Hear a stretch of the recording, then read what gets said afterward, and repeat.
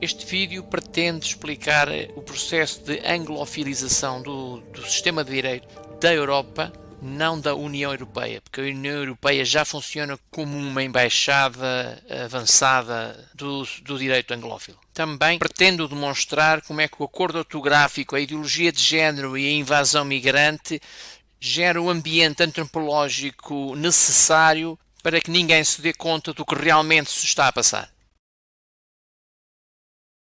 Desde já passava a palavra ao Partido Socialista, ao Pedro Delgado Alves, sobre o artigo 7º. Muito obrigado, Sr. Presidente.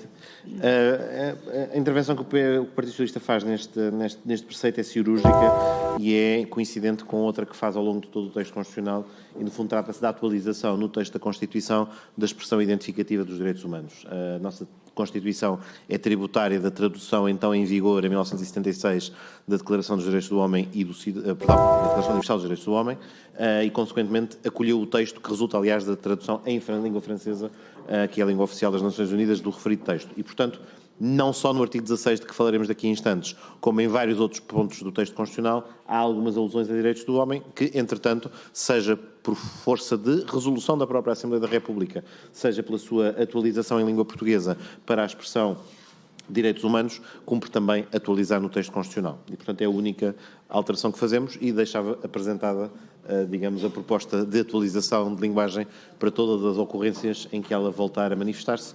Será o caso hoje durante os trabalhos e seguramente noutras reuniões. Muito obrigado. Na esteira do que disse o Sr. Deputado Pedro Delgado Alves, o PSD também preconiza a mesma alteração relativamente à mudança da expressão direitos do homem para direitos humanos. E recordando que o articulado da nossa lei já tem 46 anos e recordando também que houve uma resolução da Assembleia da República número 39/2003 de 3 de abril que adotou recomendação relativa à adoção por entidades públicas e privadas da expressão universalista para referenciar os direitos humanos e que foi recomendada a substituição da expressão direitos do homem por direitos humanos e que recordo aqui também que na origem desta resolução da Assembleia da República esteve o projeto de resolução número 637/12º da segunda sessão legislativa, apresentado pelo PSD e pelo então CDS-PP e que foi aprovado com os votos a favor do PSD, PS, CDS-PP, Bloco de Esquerda e com a abstenção do PCP e do PEV e que preconizavam também a revisão de terminologia direitos do homem para direitos humanos. Mais recentemente, recordo a Lei 45/2019, de 27 de junho, que procedeu também à revisão global da linguagem utilizada nas convenções internacionais relevantes em matéria de direitos humanos, a que a República Portuguesa se encontra vinculada. Esta apresentação relativamente à alteração desta denominação vale também para a alteração que fazemos, que propomos para o artigo 16º e que fica também já aqui nesta parte apresentado. Penso que há propostas menos inócuas e outras mais substantivas e também mais gravosas do ponto de vista da alteração das relações jurídico-constitucionais. A substituição dos direitos do homem por direitos humanos vem na tradição mais recente, daquilo que tem sido a evolução doutrinal nesta matéria também, e não provoca nenhuma alteração de substância no sentido material das normas. Gostaria de começar por falar da alteração da designação dos direitos do homem para direitos humanos que vários partidos propõem e, à semelhança do que também alguns fizeram, dizer que esta intervenção vale para todas as ocasiões em que esta alteração seja sugerida e é de concordância até bastante forte, porque sempre nos revimos, enquanto liberais, numa tradição mais anglo-saxónica de entendimento dos direitos humanos do que propriamente qualquer outra. E não, homem com H grande, maiúscula, não é o mesmo de humano. Não. Não Chega, não IL, não PS, não PSD.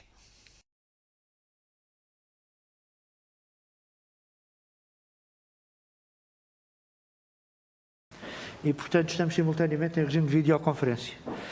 É através também do regime da videoconferência que se confere natureza pública a esta audição parlamentar. Está em apreciação, como sabemos, uma iniciativa legislativa, o projeto de lei 169/14 do PAN, que determina a declaração da situação ou ligação a organizações ou associações discretas em sede de obrigações declarativas. É público e notório que eu sou maçom. Eu, para efeitos de direito positivo português, não posso ser maçom, porque a maçonaria é uma entidade sagrada e iniciática e o direito positivo português não toca nestas matérias. O que eu sou é membro de uma associação profana chamada Grêmio Lusitano. O grão-mestre não existe para efeitos de direito positivo português. É o responsável por uma pessoa coletiva chamada Grêmio Lusitano. E aqui eu reivindico, com orgulho, o facto de o Grêmio Lusitano, autorizado pelas autoridades portuguesas no ano da graça de 1879, ser nada mais, nada menos que a primeira pessoa moral, era assim que se designavam as pessoas coletivas, do direito português.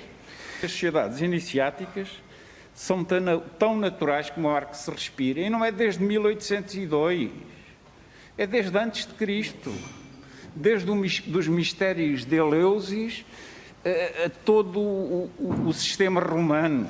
E aí é que a porca torce o rabo, porque Manuel Fernandes Tomás, Borges Carneiro, Joaquim António de Aguiar, Mozinho da Silveira, Duque de Saldanha, José da Silva Carvalho, Passos Manuel, Almeida Garreto, Alexandre Herculano, José Estevão. Eu ainda há bocado estava a dizer, acabei de entrar no maior templo da maçonaria em Portugal, porque isto é tudo maçons ou grão-mestres. Senhores deputados, todo o Parlamento é uma homenagem e é o sítio mais sagrado da maçonaria portuguesa. A democracia portuguesa é a nossa casa, desde a origem. E vocês foram ocupados por um partido num simulacro de Assembleia e num simulacro de Constituição, que o professor Marcelo Rebelo de Sousa chama ditadura constitucional. Mas na mesma altura em que começou a dita Assembleia Nacional, o Grande Oriente Lusitano foi extinto, os bens foram roubados. Eu aqui quero homenagear o despacho da Junta de Salvação Nacional de 9 de maio de 1974, que restituiu o seu dono. Isto é, a maçonaria portuguesa foi extinta paralelamente à ocupação do templo da democracia, que hoje chamamos Assembleia da República. E, portanto, entrar aqui é entrar na minha casa, é entrar e homenagear aquilo que eu considero a mais antiga Associação Democrática Portuguesa. Grande Oriente Lusitano, Grêmio Lusitano. Que eu às vezes não percebo como é que alguns gestores da República Portuguesa não sabem que um dos fatores internos do nosso poder internacional é paralelo àquilo que pode representar a segunda mais antiga obediência maçónica do mundo. Na hierarquia, caiu-nos a sorte de ser a segunda entidade na hierarquia maçónica internacional. Nós somos um fator de poder do Estado português. Porquê? Desculpem dizer isto com alguma emoção, porque há muitas maçonarias, mas há uma que sempre foi patriótica. Fomos nós, o Grêmio Lusitano, maçonaria portuguesa. Respeitem-nos. A única coisa que custa é pedirem-nos respeito. É respeitarem um valor fundamental da democracia portuguesa. Um valor paralelo ao próprio Parlamento. Em primeiro lugar senhores deputados, nós estamos numa época pós-soberana, pós-legiferante. Vamos supor, eu, cidadão português, que faço parte do Grande Oriente Lusitano e que me aborrece.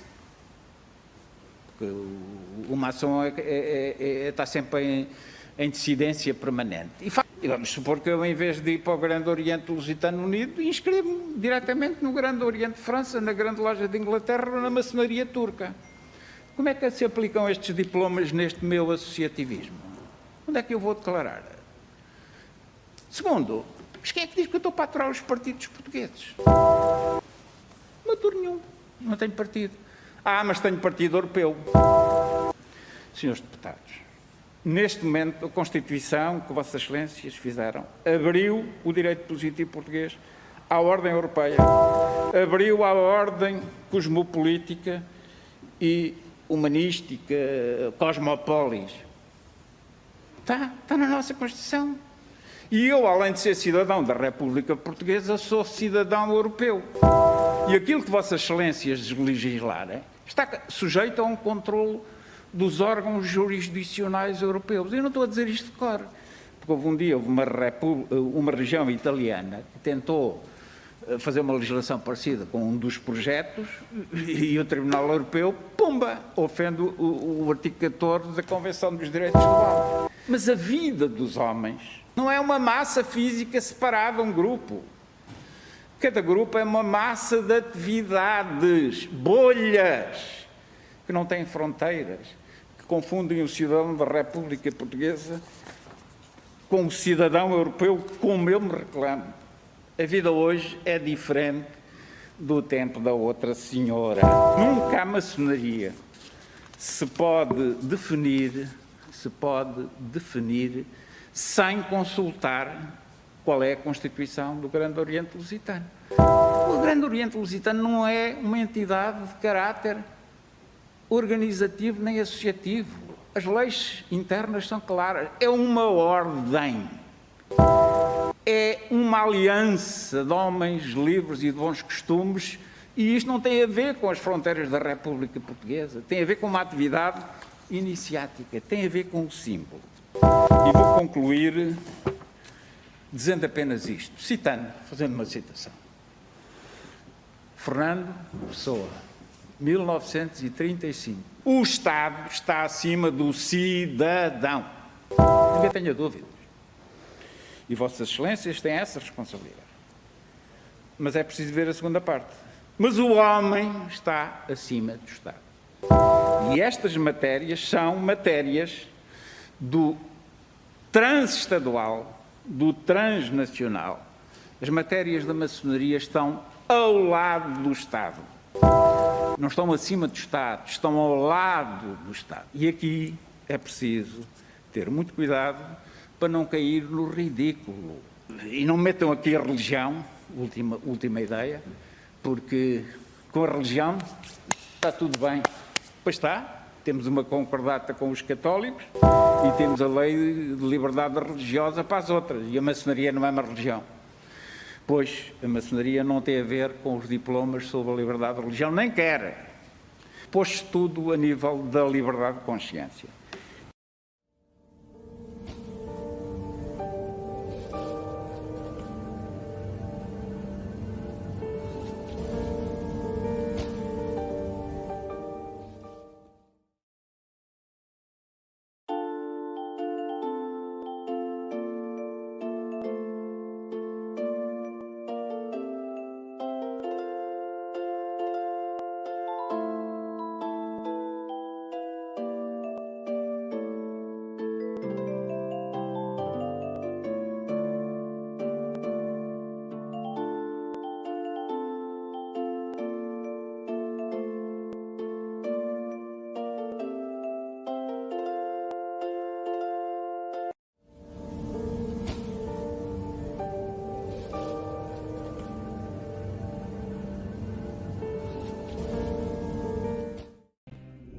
Porque para Lutero, a justificação é uma questão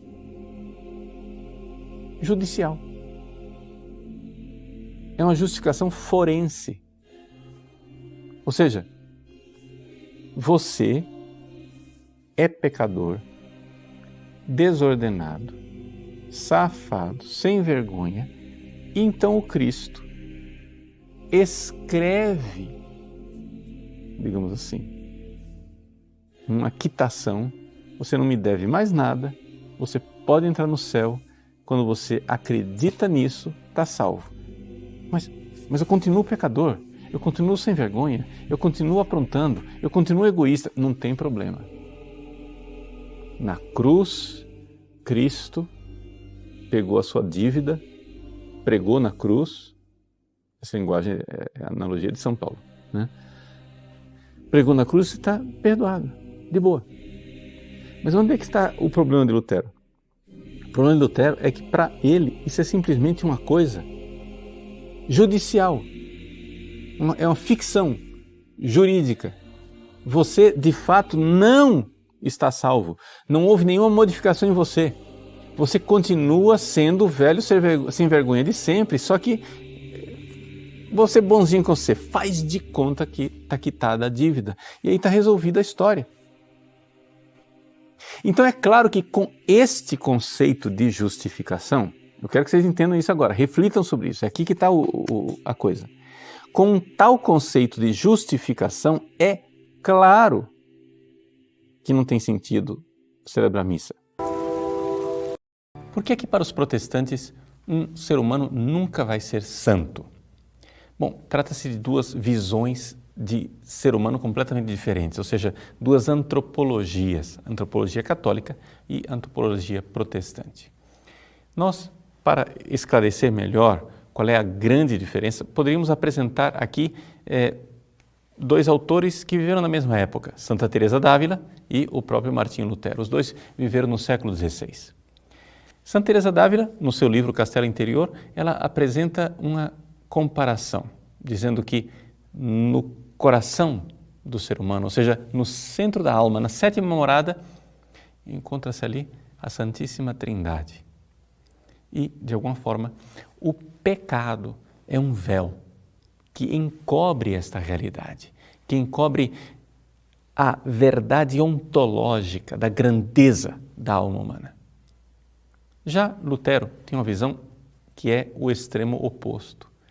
Se nós formos ler o seu comentário à carta de São Paulo aos Gálatas, iremos ver que Lutero diz que o ser humano é pecador. Ou seja, na realidade, a natureza humana, por causa da queda do pecado original, tornou-se corrupta. E, comentando o capítulo 3º, versículo 6 de Gálatas, ele diz: a fé, ela é considerada por Deus como se fosse justiça, ou seja, a fé encobre a miséria humana, ela é o véu que faz com que o homem possa se apresentar diante de Deus como justo. Veja, são duas realidades bem opostas. Numa, nós temos um ser humano bom, precioso, e o véu do pecado encobre a grandeza. Noutra, nós temos o ser humano pecador, e o véu da fé encobre o pecado, fazendo com que ele pareça justo. Santa Teresa descobriu que no fundo da alma humana habita a Santíssima Trindade. Por isso, logo no primeiro capítulo das suas moradas, ou seja, do seu castelo interior, ela quer apresentar para as monjas carmelitas e para todos nós a grande verdade. A verdade de que a alma humana é uma joia preciosa. E é uma joia preciosa por duas razões. Primeiro, porque fomos feitos à imagem e semelhança de Deus, mas não somente por isso, mas também porque, e ela diz isso comentando um trecho de Provérbios, capítulo 8, versículo 31, Deus encontra na alma do justo um jardim das delícias. Ou seja, Deus gosta de habitar na alma do justo. Deus gosta de habitar em nosso coração e por isso a Santíssima Trindade está no nosso coração. Quando nós pecamos, na realidade, nós estamos alheios a nós mesmos. É por isso que, para Santa Teresa d'Ávila, existe uma diferença muito grande entre o ser e o estar. O homem é esta joia preciosa. Acontece que com o pecado ele está onde ele não é. Ele está alienado, ele está fora de si, ou seja, está fora do castelo. Para Santa Teresa, na metáfora, a comparação que ela faz, a alma humana é o castelo. Se você está no pecado, você está fora do castelo, ou seja, você está longe de você. Você está alheio a você mesmo, você está no fosso do castelo, fora das muralhas, onde, nesse fosso, você é entregue aos répteis e animais peçonhentos, asquerosos, que nos levam à morte. Somente numa relação de amor com Deus é que eu consigo entrar no castelo. E é por isso que Lutero chegou à conclusão de que o ser humano é tão ruim. Porque, como Freud e outros pensadores, Lutero, ao mergulhar dentro de si, mergulhou pouco. Se Lutero fosse verdadeiramente um místico, se ele fosse verdadeiramente uma pessoa que tivesse entrado em contato com a profundeza da sua alma, ele teria compreendido o sol que irradia dentro dele. E é assim que nós só podemos dizer que a visão luterana de homem, a antropologia luterana, é uma antropologia que carece exatamente desta abordagem, a abordagem da relação amorosa com Deus. Ou seja, somente os grandes místicos é que conhecem verdadeiramente quem nós somos. Pois a maçonaria não tem a ver com os diplomas sobre a liberdade de religião, nem quer. Pôs tudo a nível da liberdade de consciência. Lutero permaneceu fora do castelo, permaneceu enxergando aquilo que ele achava que era a profundeza do seu coração de pecador. E é por isso que ele diz que o homem é simul justus et peccator. O homem é ao mesmo tempo justo e pecador. Por quê? Porque ele olha para dentro de si e vê as tendências, a concupiscência, as paixões. Mas na realidade, ele precisava ter entrado mais fundo. Essa concupiscência que Lutero achou dentro dele, ele achou que era a total perversão da natureza humana. Santa Teresa d'Ávila não está de acordo. Para ela, as paixões, sim, são algo que nós encontramos dentro da alma, mas só nas primeiras moradas. São pequenos animais, ela usa a palavra sabandijas, são pequenos animais que nos mordem e impedem que a gente enxergue a beleza do castelo. Lutero, mordido pelas paixões, pelas sabandijas, não conseguiu enxergar a beleza, o cristal, o diamante, a joia preciosa, esta pérola do Oriente, que é a alma humana. Se ele tivesse, então, se voltado para o centro do castelo, se ele tivesse aceitado fazer esta grande jornada, esta viagem para as profundezas de nossa alma, ele teria encontrado ali a Trindade que brilha e teria encontrado o projeto de santidade ao qual todos somos chamados. Por isso, a grande verdade do ser humano é a nossa santidade. E se nós não somos santos, é porque precisamos voltar a nós mesmos. Precisamos entrar no castelo.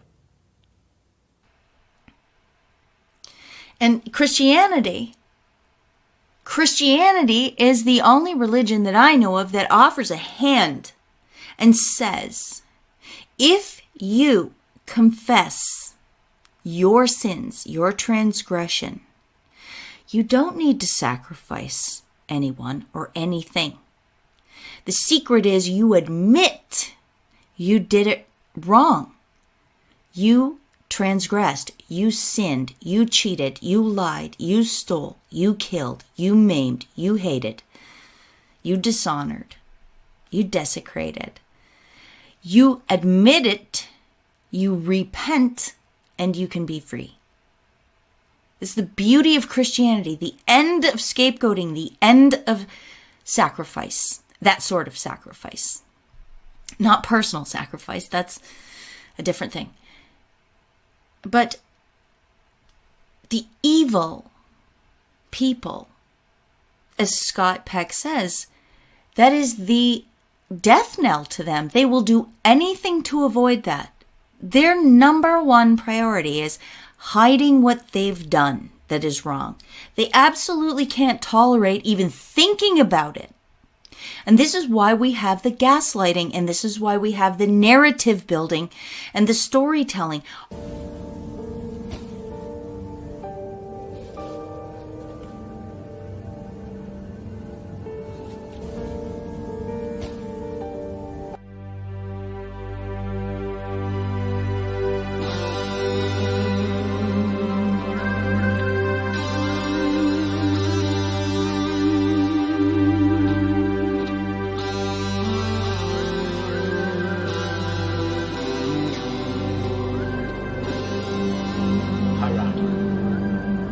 what happened is God granted the legal title to man, so that means man looks after this planet.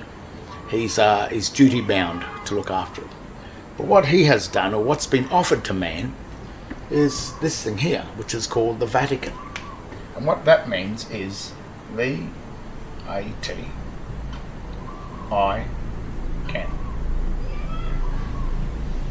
Vatican, which means that I can, which means holder I can. And that's the third rank down. And this is the beast of burden. And he's offered this up to man. And what he said is, you give me the legal title and I will give you the equitable title. And I will then serve all the debts, settle all the debts of the meridian of the Garden of Eden, which is the earth. So then he controls the, he looks at, he's the debtor, becomes the debtor of man. But man created this. God didn't create it, man did. So the God of the Vatican is man. That's Adam.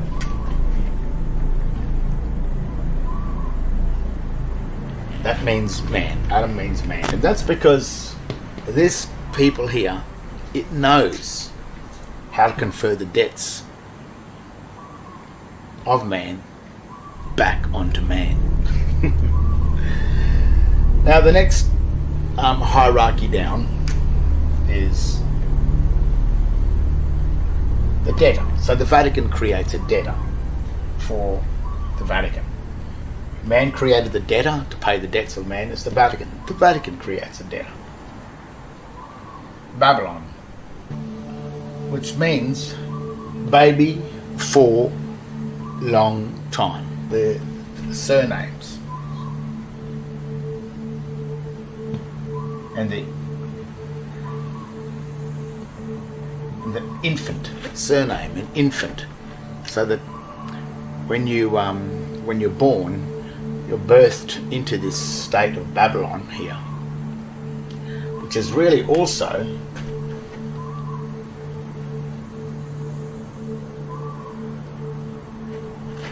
really or the Roman Empire, or it's the debtor of Rome. Babylon is Babel, you know, the old Babylonian text and everything. It's in the Bible. It's Babylon's been recognized. It exists, and it exists today. The United States, the Pentagon, that's Babylon. And what Babylon has done is it created a creditor and a debtor. Creditor and a debtor. And this is what they talk about in the Garden of Eden, the tree of life and the tree of knowledge. Creditor, debtor. These two things were accounts.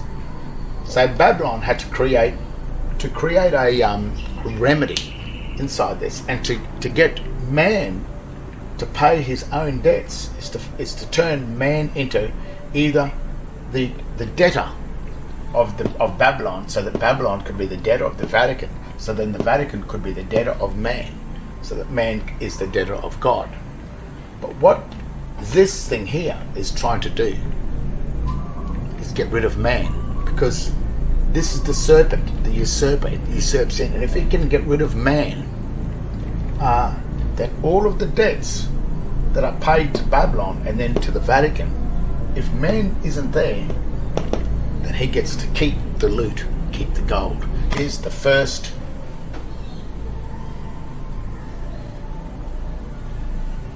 the bank. That is the bank. The trick down here to create the creditor and the debtor, these two accounts are called the Christian and the pagan. Christian and pagan account. It really means the pay again account. Pagan, pay again. So why this is paying again is because man's already paid. It's already, his debts are paid by the Vatican. But the Vatican are going to get man to pay the debts again for the second time. Now, there's two warnings. When God said to man, He said, whatever you do, you never eat from the tree of knowledge. Don't eat, otherwise you will surely die. That was the warning. Now, in the New Testament, Christ came along and he said that in my name only, my name, which is the name of an account, shall you be saved. Now, how do we get man to hold the accounts of the debtor? And this is probably one of the biggest tricks with where the birth certificates and everything. Name and surname. Have you noticed that's on your birth certificate? It will say name and surname. Now that's what you will assume, but there's no surname on that document, on the certificate of birth. But there is a name, John Paul, as your Christian name or given name, and then it says surname, and then that's where the Smith will be, the surname. That's made you sort of assume that that's your surname.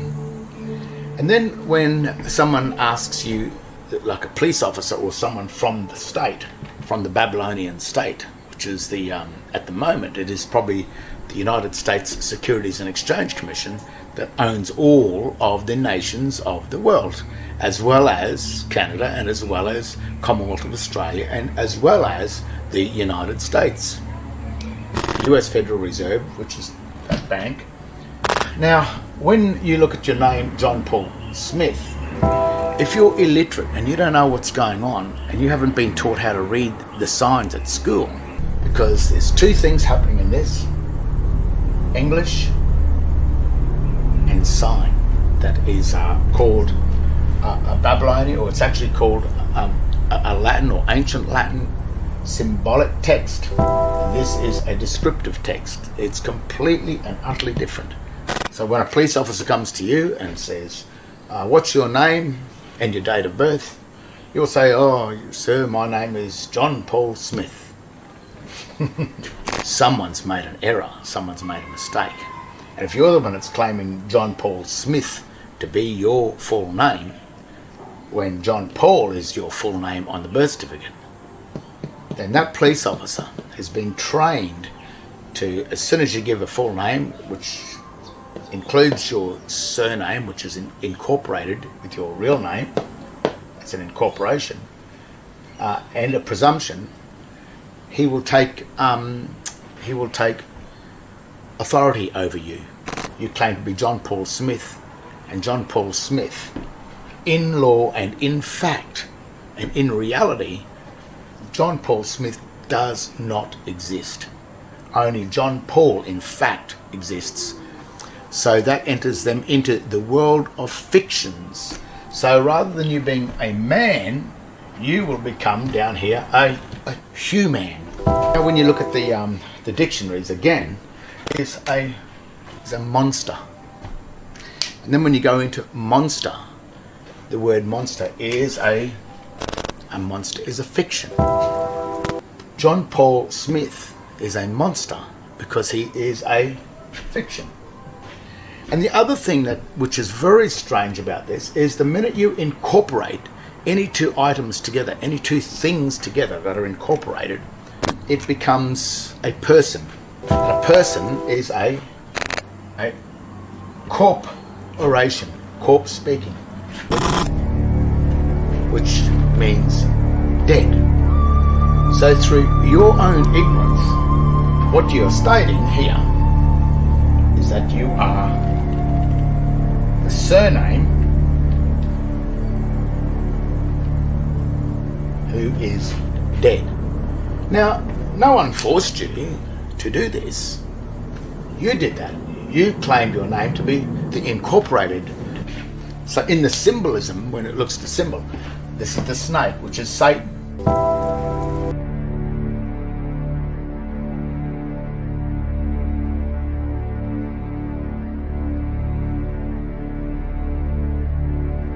Controlled under statute law. So you've been under the control of statute law, which is not free will, which is under what Satan wanted. You're under the control of Satan. God gave man the free right to make a choice to enter into the debtor or the creditor. Into the Latin dictionary, surname means the thing that creepeth up from below. So what's happened is man has been given dominion over the surname, which is the person, which is the human, which is the fiction, which is the dead corporation. But if you hold any sort of document from the government, such as a driver license, a bank card, or a bank account, or even hold the legal title to your home, if you hold any one of those things, you're dead. You're in the tree of knowledge. You're a debtor. Hold the legal title to it, and you have lost your equity, because in trust law, he who holds legal title cannot touch the equity without license. And then John Paul is the creditor. The creditor. And because Christ said, in my name you shall be saved, means that you still are living. You are not dead. You are not a fiction. You are not human. You are not a person. You are not a corporation. You are a Christian. There it is there. You are not a pagan. You are simply a true Christian. The Christians that go into the church that you see on every Sunday, they are not Christians. They are pagans. They believe that they're Christian, and that's what this thing is doing. He's the usurper.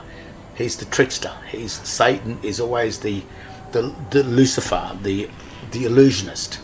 Pôs tudo a nível da liberdade de consciência. Não, são a base de tudo, mas é porque são a base de tudo, não vale a pena perder tempo. Enquanto você não convencer o povo que há essa gente que tem que ser extirpada, é quando você se dirige a eles para fazer críticas, eles riem-se de si. Essa gente, chama-se maçonaria ou outra coisa qualquer, está lá instalada. Tudo isto é realmente uma coisa que enoja qualquer cidadão, o que se passa neste país. Eu não tenho outra qualificação para o que está a passar na nossa terra. Não, tudo me faz impressão. Tudo isto para mim é um nojo, percebe? A política em Portugal é cada vez mais um nojo. Em primeiro lugar senhores deputados, nós estamos numa época pós-soberana, pós-legiferante.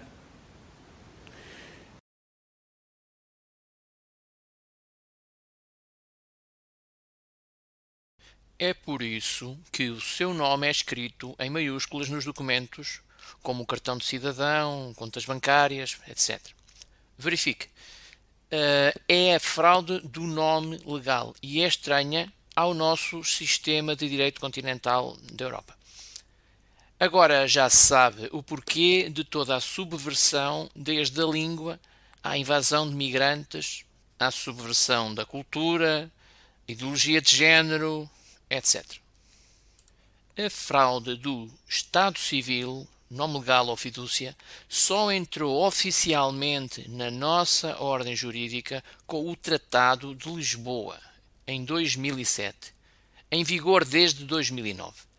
Porém, já existe de modo tácito desde a emissão estatal de certificado de nascimento ou cédula pessoal, Decreto número 9591, de 14 de abril de 1924. A revisão constitucional de 1995 acabou com o Instituto de Assentimento, onde, de acordo com o Código Civil, se assentavam os nomes dos cidadãos chegados ao grupo de portugueses. Segue-se a reforma do património imobiliário e o novo princípio da propriedade económica, onde há a separação efetiva entre a posse do terreno e posse da casa sobre o solo. Ambas são coisas independentes. Claramente, direito anglo-saxónico. Porém, desde quando pagamos o IMI? O mesmo é válido para o IRS e, entre outros impostos. quem paga impostos está na condição legal de servidão estatal voluntária, o que é uma fraude. Tem os seus direitos políticos cassados. Essa é a razão de termos uma república rebaixada à democracia, devido à eterna e pertença dívida nacional, que é uma dívida odiosa, porque ilegítima. Devido à tácita minoridade política em que este esquema fraudulento nos coloca, vivemos sobre o mandato representativo, segundo o qual nos é dado a crer que elegemos alguém que nos representa. E assim nos vão enganando. O que acham que irá acontecer com a próxima revisão constitucional? É óbvio que a destruição da nossa ordem jurídica irá crescer até checkmate. Portanto, o problema da nossa servidão é, desde logo, o mandato representativo, que é uma forma de mandato político na qual o representante pode agir em todos os domínios como desejar. Ele não tem que respeitar os compromissos que fez diante dos seus eleitores porque ele deve obediência ao partido.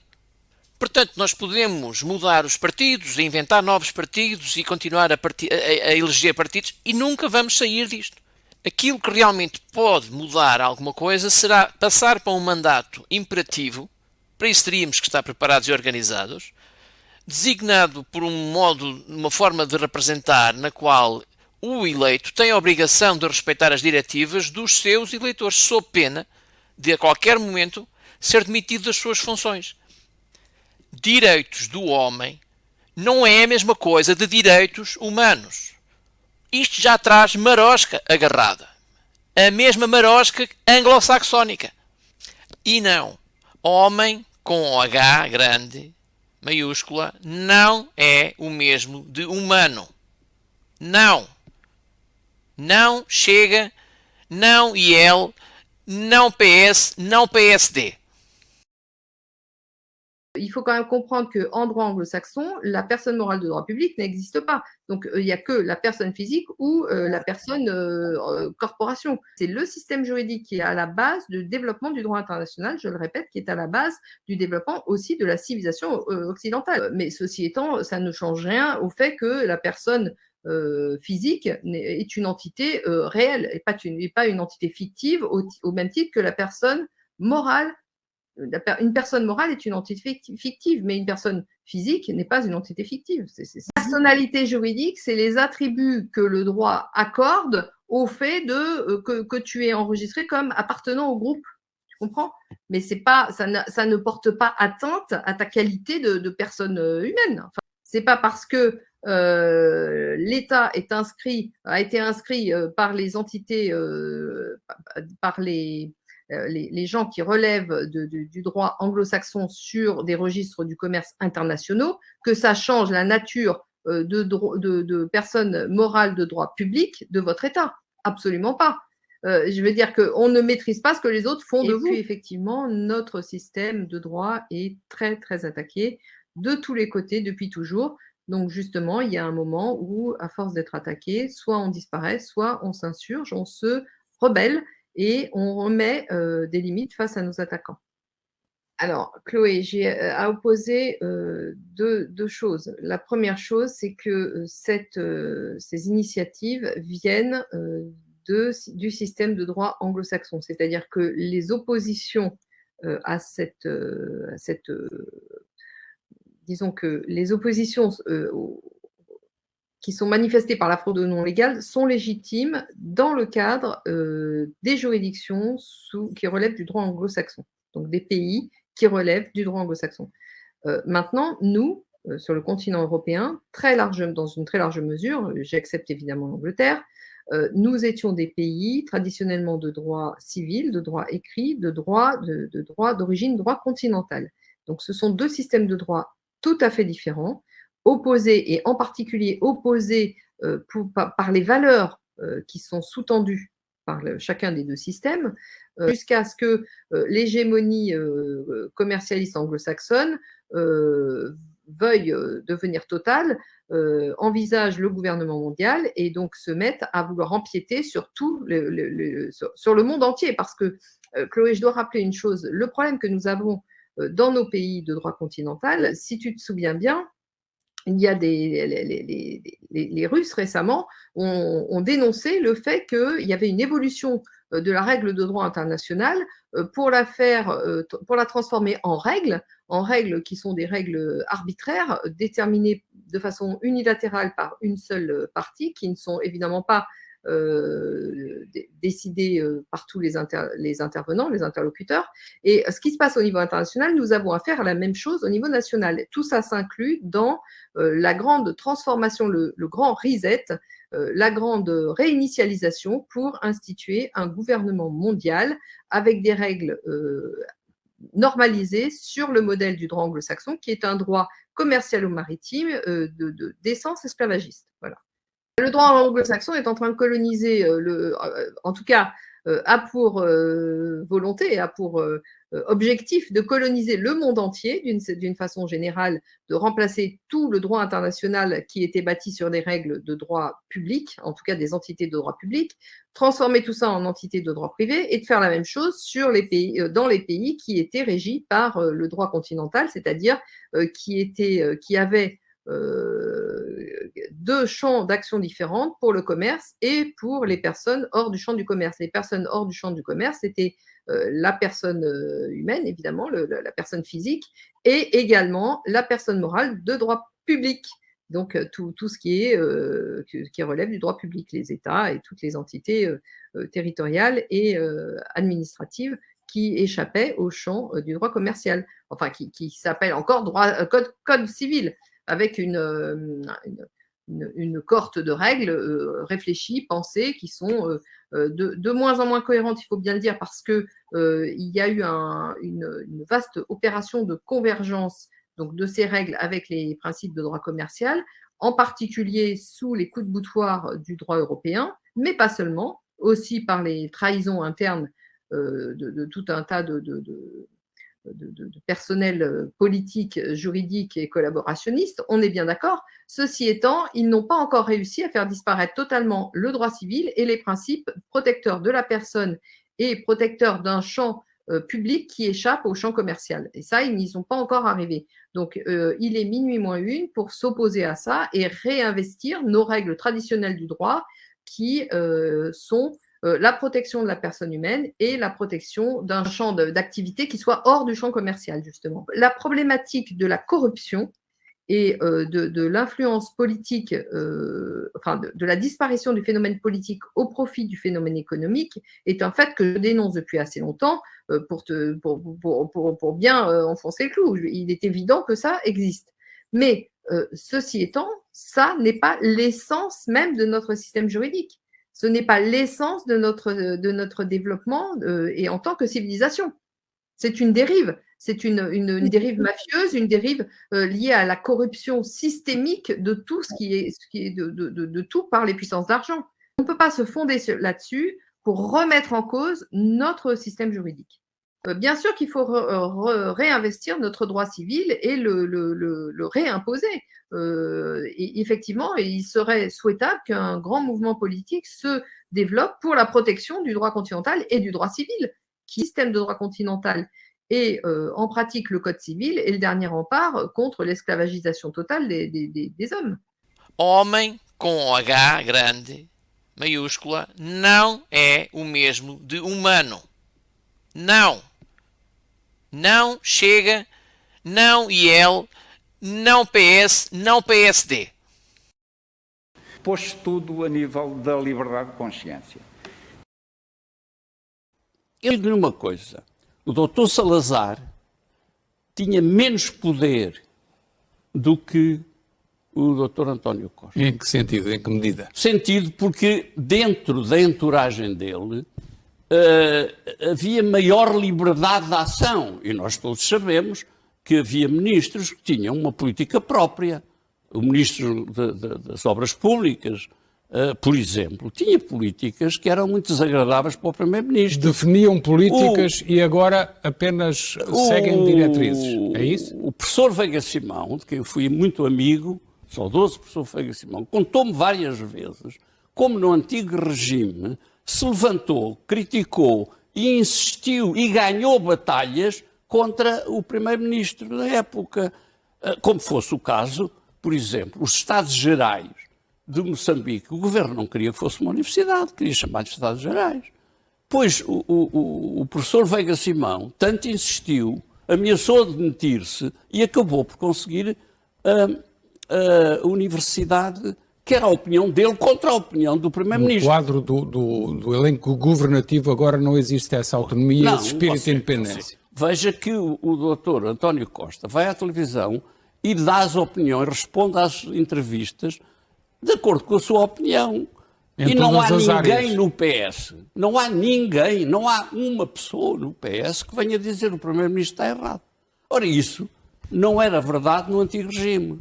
Ou seja, apesar de termos uma democracia, temos menos transparência de órgãos do Estado, temos menos crítica aos chefes, porque na Assembleia Nacional, não se esqueça que o Sá Carneiro estava na Assembleia Nacional, e não se esqueça que os deputados da ala liberal na Assembleia Nacional eram profundamente críticos na Assembleia Nacional do governo e do regime. O Diário de Notícias garante que o líder parlamentar do CDS também integra a maçonaria.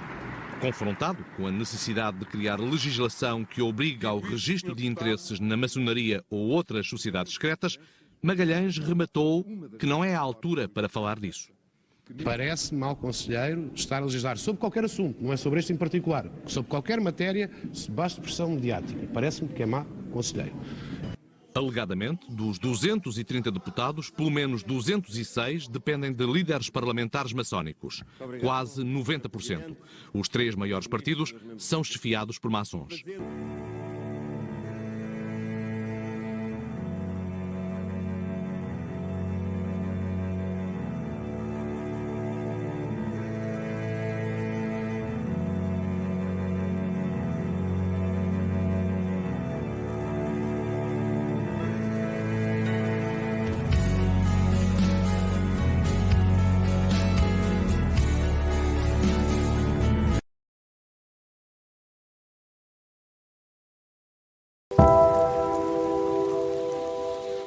Só que apercebi-me, quando estava no Partido Socialista e estava na Assembleia da República, até, por exemplo, sei lá, nos inquéritos parlamentares, apercebi-me de que havia mudanças de opinião de colegas, deputados, de gente do partido, às vezes abruptas, que eram inexplicáveis. Uma pessoa estava a defender uma coisa e, de repente, passava a defender outra. Às vezes diziam-me a mim, fulano é incompetente e tal. E de repente escolhiam-no para isto ou para aquilo. Não é assim tão mau como isso. Bom, e depois comecei a verificar que isso se passava com pessoas que eu sabia eram membros da maçonaria. E verifiquei pouco a pouco que havia como que a maçonaria era usada para proteger ou para potenciar as possibilidades de certas pessoas, de certos membros, quando eles tinham oportunidade de acesso a um lugar qualquer. Lugar na economia, lugar na... Bom, essa prática que eu verifiquei que era uma prática chamada solidariedade entre os maçónicos, que também já estava a ser utilizada por pessoas que nem sequer eram das Irmandades. Eram antigos funcionários do partido que estavam nas autarquias, eram funcionários dos partidos que estavam em funções, eram os deputados, era o poder económico, os interesses normalmente económicos. E verifiquei que depois havia uma grande solidariedade entre os membros do partido e que isso era uma prática que eu tinha verificado e existia na maçonaria. E, portanto, eu fiz essa ligação. Vocês desculpem-me. E rapaz, vocês desculpem que faça uma crítica, é uma crítica ao nosso programa. Eu acho que este é um tempo demasiado precioso para nos interessarmos com essas histórias. Porque essas histórias são a base de tudo. Não, são a base de tudo, mas é porque são a base de tudo que não vale a pena perder tempo. Enquanto você não convencer o povo que há essa gente que tem que ser extirpada, é quando você se dirige a eles para fazer críticas, eles riem-se de si, olha lá um anjinho. Pois, mas eu não tenho outra via de tentar convencer o povo disso que utilizar estas oportunidades. Eu desde rapaz que ouço falar da maçonaria, dos seus males e dos seus bens, Essa gente, chama-se maçonaria, outra coisa qualquer, está lá instalada. E tudo o que a gente diz aqui serve para amanhã ou depois, quando algum deles porventura nos vir, tem olha estes anjinhos a pensarem que a gente vai mudar alguma coisa. Tudo isto é realmente uma coisa que enoja qualquer cidadão, o que se passa neste país. Eu não tenho outra qualificação para o que está a passar na nossa terra. Não, tudo me faz impressão. Tudo isto para mim é um nojo, percebe? A política em Portugal é cada vez mais um nojo. Eu tenho maior e mais progressivo desprezo por quase todos estes políticos. Exemplos muito claros e muito categóricos. Isto é a evolução da dívida pública portuguesa desde 1800 e tal até agora. Esta linha verde, não sei quem é que está a transmitir. É aquela. Vai ser esta Câmara aqui de cima. Esta verde. Quer dizer, isto subiu com a democracia parlamentar, enfim, lá houve coisas parecidas com as de agora, e depois, quando o dinheiro acabou, como já devíamos muito, tivemos que nos entregar a um sujeito que tomasse conta do dinheiro. Saltou o Salazar e veio pôr as contas em ordem. Até aqui. Ele saiu. E nós resolvemos voltar a pôr as contas em desordem. Estamos aqui. Ora, se vocês repararem, dali para ali são partidos. Até ali são partidos. Bom, ou é uma grande coincidência, ou os partidos têm alguma influência nisto. Quer dizer, se essa gente, chama-se maçonaria, outra coisa qualquer, está lá instalada, e tudo o que a gente diz aqui serve para amanhã ou depois, quando algum deles porventura nos vir, tem olha estes anjinhos a pensarem que a gente vai mudar alguma coisa. Patetas, bom. E andamos há décadas a tratar de patetices. Nós temos é de explicar ao povo que isto é o produto de um país governado, por acaso ou não, por partidos, põe o país na insolvência. Volta a ser governado por países, pode voltar a pôr o país na insolvência. Quando não teve partidos, lá conseguiu compor as coisas. Vamos, a primeira aqui a primeira aí, a segunda com a dívida a subir. Pronto. Isto é um acaso. Isto foi uma maldição de tempo. Não é um acaso. Aqui os anos 20, 30 foram anos de guerra. Temos que explicar isso. Agora, por acaso, enquanto não houve partidos, a gente foi pagando aos caradores sem 7%. Andam para os partidos, ficamos estrangulados a pagar juros. Bom, eu convido o país a pensar com a certeza de que eu gosto de melões de Almeirim e não gosto de umas abóboras que se vendem por aí. Claro. É que eles, ou é alguém aparentado com eles, conduz o país sempre à insolvência. Gráfico passei. Segunda coisa, que pugnam por uma realidade que é impossível e que estoura. Mas isso o Henrique Neto disse aqui claramente. Mas isto é mostrar, não é dizer, Mário. Olhar para isto é diferente.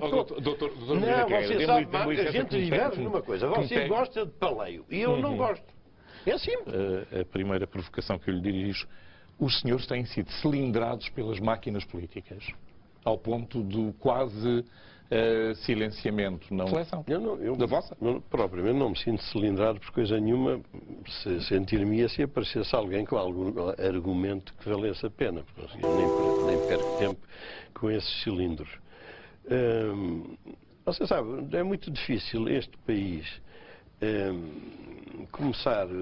iniciar um percurso sério. Porque quando vocês falam de diálogo, vocês estão a falar do diálogo em Portugal como possível entre o marido enganado e a mulher adúltera. Não é fácil. Porque aqui o povo é o marido enganado e a mulher adúltera é a governação. E isto não é possível. Entre mentirosos e pessoas crédulas não é possível diálogo. Como o professor Paulo Moraes diz que o negócio da corrupção é mais rendoso que a droga. Mas quer dizer, tirando assim alguns bons negócios que vigoram na nossa sociedade, a droga, a cunha, esta prostituição política generalizada, não é possível ninguém falar com ninguém. E hoje em Portugal a sociedade portuguesa não acredita em ninguém. Eu costumo dizer, enfim, de longe vá este agoiro, que se um dia for preciso alguém ir à televisão sossegar os portugueses, eu não vejo um português em que se acredite para ir à televisão sossegar os portugueses. Não vejo. Pôs tudo a nível da liberdade de consciência. Lá estão estes modernistas a confundir o livre-arbítrio com a liberdade de consciência. No homem, o que é livre é a vontade, não a consciência. E é por isso que existem tribunais, justiça e lei. O erro não pode ter direitos. E vai daí, em 2025, e eu bem que tinha avisado. Aqui neste programa eu já falei várias vezes que o Tribunal dos Direitos do Homem Europeu também não castigou, por assim dizer, os manifestantes em Espanha que queimaram a foto dos reis, portanto dizendo que aquilo cai dentro daquilo que é a linguagem política. Vou dizer uma coisa, reparaste, disseste Tribunal Internacional dos Direitos do Homem. Sabes que em Portugal não se pode dizer isso. Foi feito, estou a falar sério. Há feita uma alteração legislativa em que é Tribunal Internacional dos Direitos Humanos. Humanos. Não podemos dizer que é do homem. Se calhar enganei-me. Não podemos dizer que é do homem.